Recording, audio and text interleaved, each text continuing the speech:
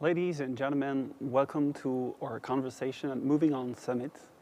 I'm very glad to be with you today. As scientists all around the world are warning us about the state of the planet, biodiversity and climate change, we need to act and be faster in our action to protect nature and communities depending on it.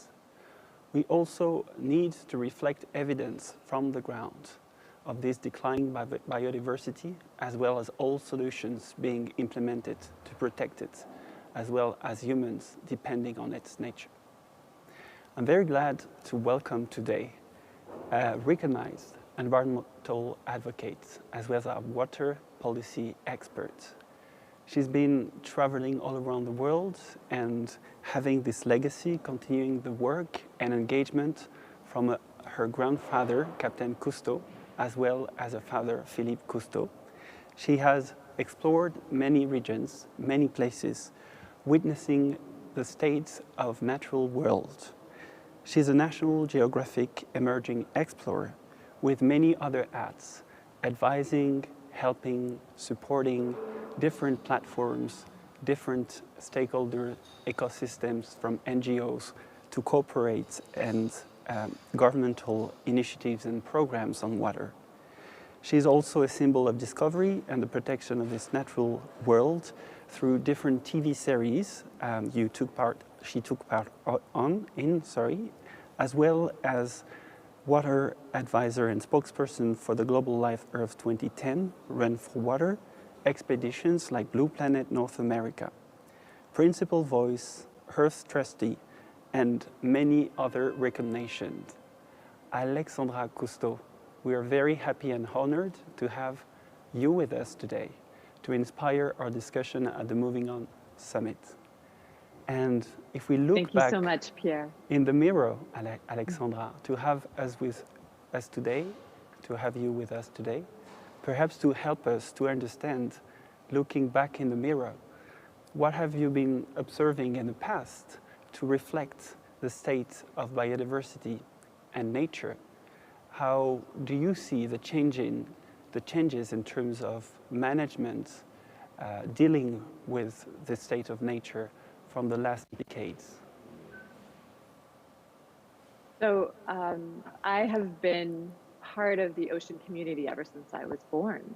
You know, being born into this family, I feel like I was brainwashed at birth to work on these issues. I went on my first expedition when I was 6 months old, and I could swim before I could walk. My grandfather taught me to scuba dive when I was 7, and I was really just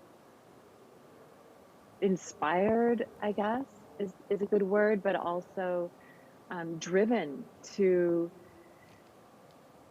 be part of this work that had so much meaning and purpose for me at such a young age. And so the past 30 years, I've been traveling and learning and witnessing and participating in all kinds of different ocean conservation and protection initiatives. And I slowed down after my daughter was born about 9-10 years ago, and started to reflect on what has been accomplished over the past decade since my grandfather first started exploring the underwater world. And my father, Philippe, was the one who really started articulating this ocean ethic, this idea that we ought to protect our oceans because of their intrinsic value, but also because they serve such a great purpose for humankind. And I think that conservation ethic has really served us well. It served the last generation well, especially. It allowed us to create marine protected areas and create legislation and regulations and think about the oceans as more than just an endless surface, but actually an incredibly important and complex ecosystem that has to be maintained in balance for it to function properly and be able to provide us with all the ecosystem services that the ocean provides. And as I was reflecting on that, I realized that in all these decades, um, we have had a consistent loss of ocean, of our blue natural capital, of the life that has lived there. Mm-hmm. And in fact, today, half of the whales and fish that my grandfather knew when he first started exploring the oceans are gone. Mm. And so I realized then that for me at least, this idea of conserving what we have left feels insufficient.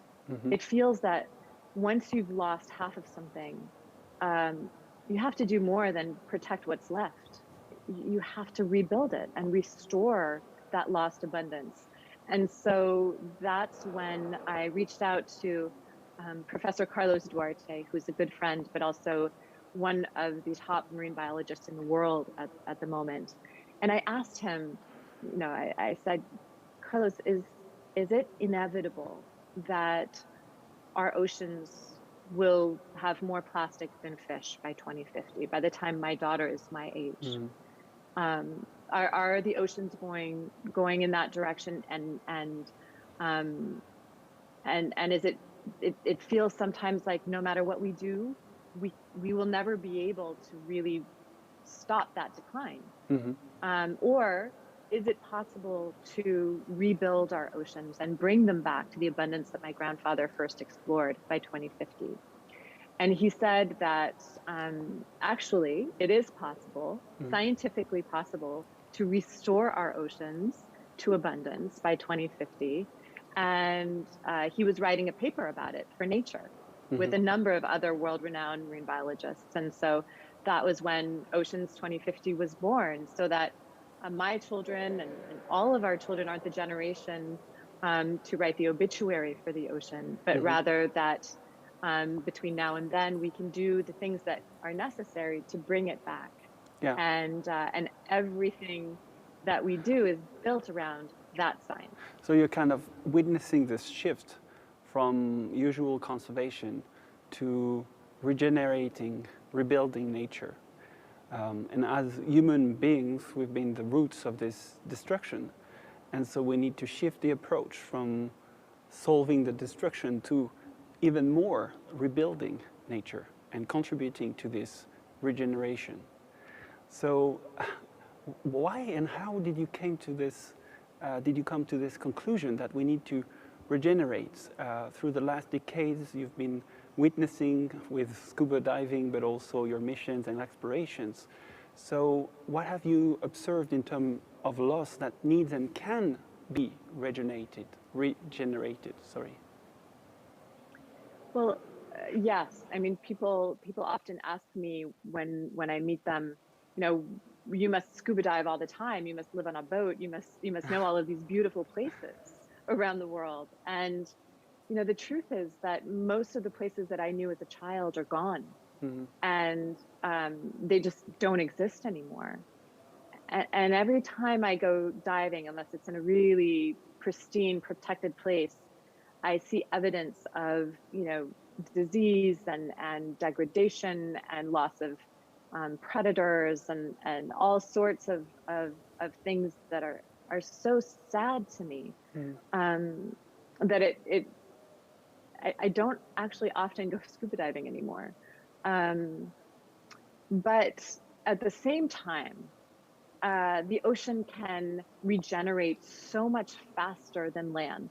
If we take our foot off the gas and we give the ocean a chance to rebuild itself, it can rebuild very quickly. This is true for fisheries, it's true for coral reefs, it's true for a number of different ecosystems.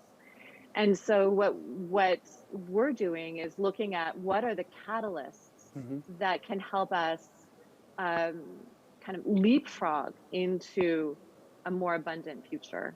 And how do we create a vision of what that future is so that people can feel that they are invested in that outcome, and we can create opportunities for participatory restoration. And from this restoration, how do you address as well the roots of destruction? what kind of routes do you see as the main drivers of this destruction and the main levers of this regeneration, helping to go beyond the protection, but addressing the restoration as well? That's a great question, Pierre. And I know you, as well as anyone, know how difficult it is to create change for oceans. People feel that oceans are out of sight and out of mind.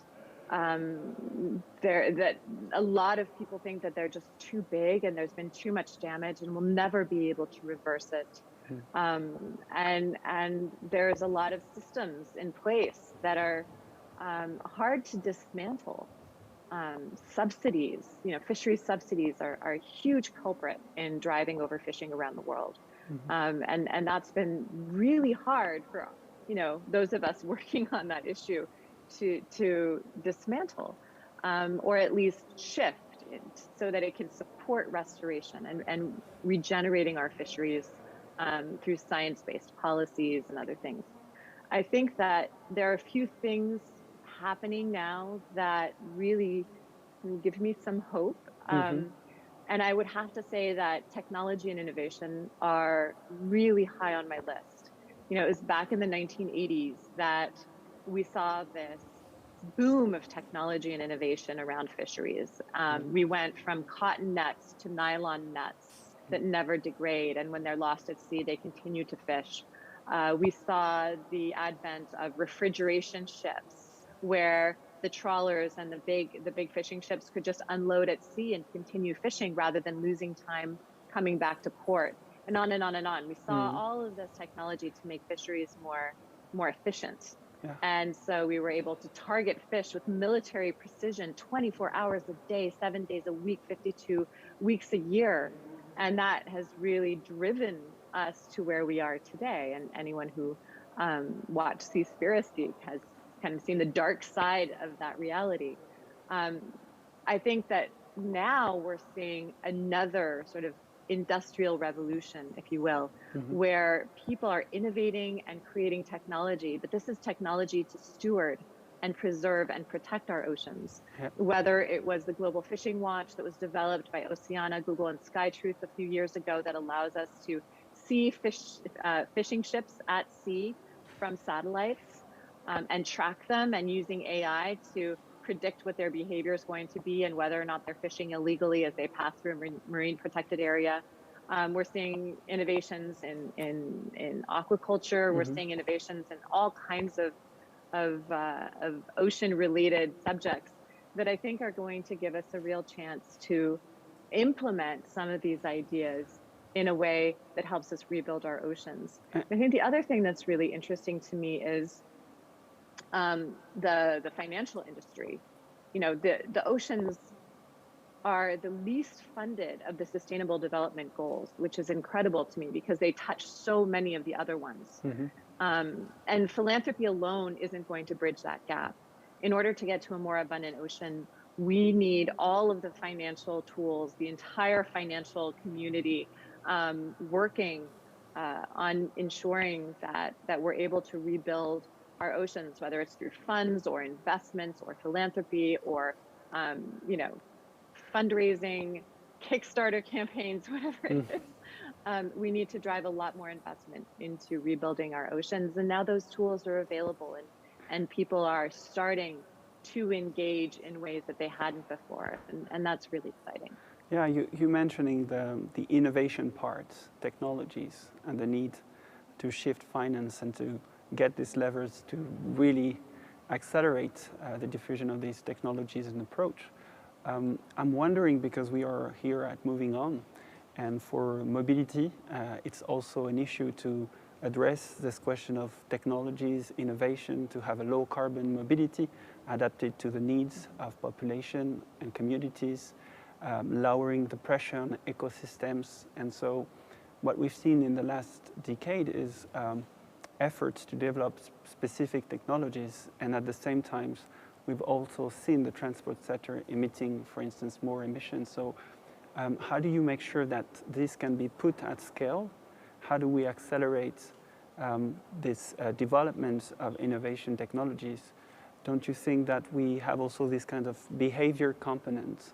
And so how would you perhaps advise this whole moving on community on the need to have and start from this technologies innovation and add up something? What would you add up to make sure that this becomes systemic and really addressing the roots of the problems?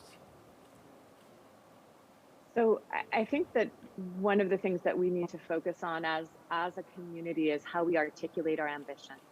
And, the words that we use to describe what we want to accomplish really matter.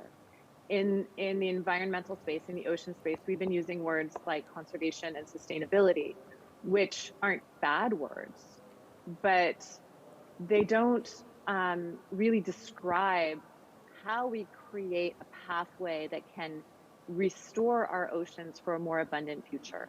The word sustainability is really a reference marker. A coma patient can be sustained in that condition for decades. We can do the same with our oceans, but that's not the outcome that we want. And so I think articulating our ambition in terms of regeneration, restoration of abundance, rebuilding marine biodiversity is really important, because that has a very clear outcome and very clear yardsticks for progress. And it's hard to co-opt something that has that much clarity. It's easy to co-opt a word like sustainability, which isn't clear. And in fact, I was at a ministerial conference on oceans, and all of these fisheries ministers and ministers of the sea were talking about the blue economy in terms of sustainable exploitation, which seems to me like, language that will lead us down a road where we make the same mistakes in the ocean that we've made on land. I think that a much better term to deploy would be a regenerative blue economy, where things like seaweed farming are the cornerstone of how we start to build and accelerate our access to the blue economy in a way that regenerates and rebuilds the oceans. And this is possible. So articulating our ambitions that way. And the other thing that I think we can all learn from the mobility sector is that, when I was a kid, it was car companies, and car companies made cars. And I've watched, fascinated, as car companies have turned into mobility providers and looked into the future and seen what was coming and create a vision of that future that we all wanted to be a part of. And until recently, I lived in Berlin, Germany, and Drive Now made it possible for us to pick the BMW we wanted to drive for the day. And that was super fun, and meant we didn't have to buy a car, own a car, pay for insurance, pay for gas, all of these things that can be tiresome when you live in a city and you own a car. Drive Now is an amazing solution that didn't exist, 10 years ago. And so I love how the mobility sector is really reinventing themselves to meet this moment and move us into the future in a more, environmentally responsible way that allows us all to thrive. Yeah. And I think, and allows us all to write ourselves into that solution. And that's what we need to do in the ocean community is to figure out how the vision of the future that we want to create. So we're not reacting our way into the future, but we're actually constructing a way into that future that enables everyone to be part of it. Thank you. So how sustainable mobility will shift to regenerative mobility, or mobility serving regeneration of nature. And we have questions as well online. Thanks a lot for the questions on the right that you can ask to Alexandra. There is one about, the complex one. How would you see the world by the end of the century, both on temperature increase and biodiversity? So we have to project ourselves. How would you see by the end of the century, 2100, the planet Earth and humanity on planet Earth? Pierre, I don't know, you grew up in France, so I'm not sure if you read the Choose Your Own Adventure books, but I loved the Choose Your Own Adventure books when I was growing up, and I feel like that's where we are right now.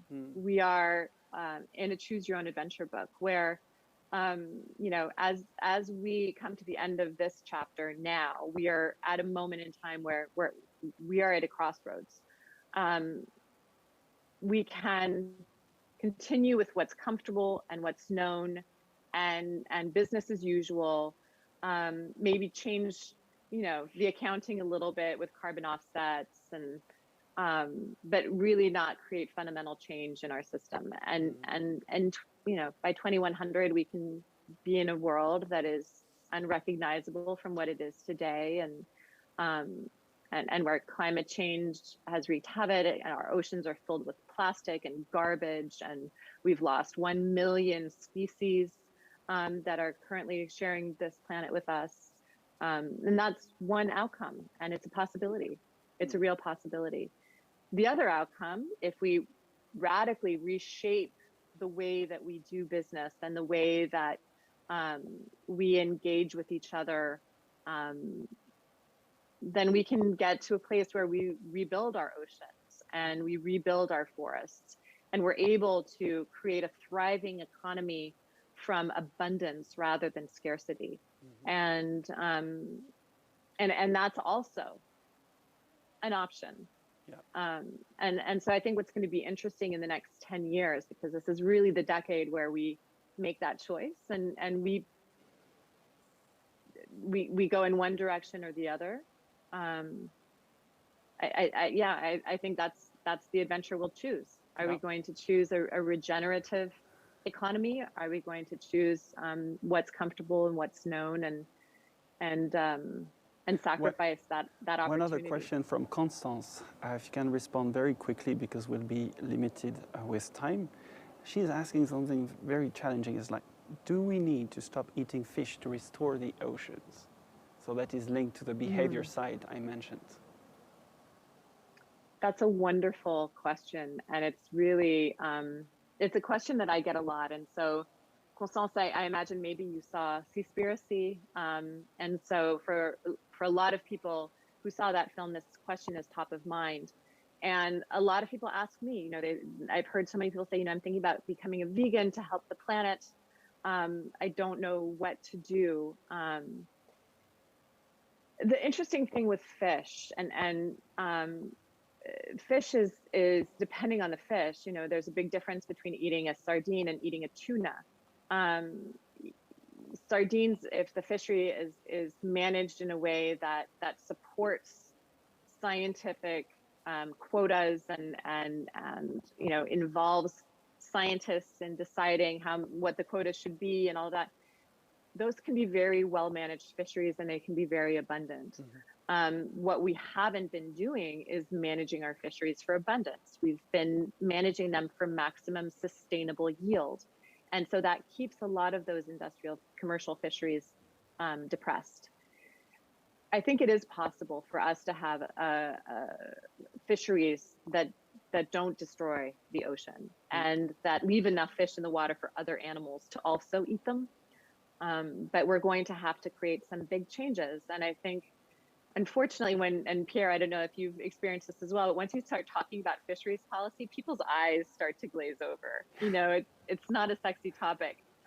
Fisheries subsidies, that's not a sexy topic, but it's really important. And so for those of us who are concerned, I haven't eaten fish in 15 years because I don't like how it's fished.